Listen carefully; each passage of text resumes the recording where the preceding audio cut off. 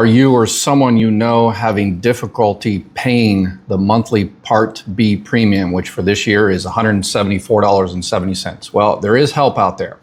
Okay, so if you have Medicare and you're unable to pay your Part B premium, you can go to your state's Medicaid office, Department of Social Services, Department of Welfare, whatever they call it in your particular state, Medicaid, Medi-Cal, and tell them that, hey, I'm having a hard time paying for my Part B premium. Can you help me out?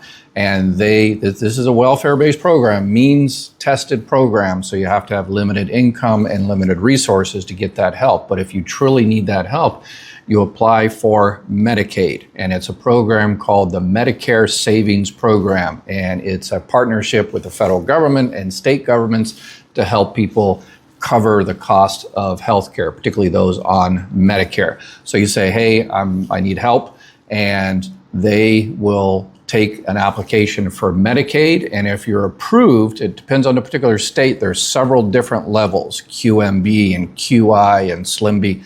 Each state is a little bit different. They will evaluate, and if you get approved for Medicaid at the particular level, then they will pay for your Part B premium.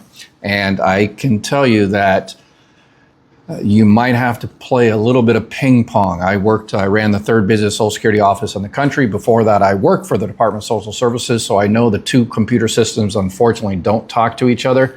So sometimes it's called a welfare accretion. You have to get it approved, and you go down to the local Social Security office and you say, hey, they're going to pay for my Part B, and your Social Security office as well, once they start paying your Part. So you might have to go through a little bureaucratic ping-ponging, but if you're approved, they will pay for your Part B.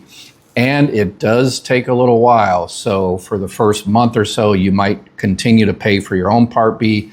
But if you're approved, just wait, and your state will pay for your Medicare Part B for you.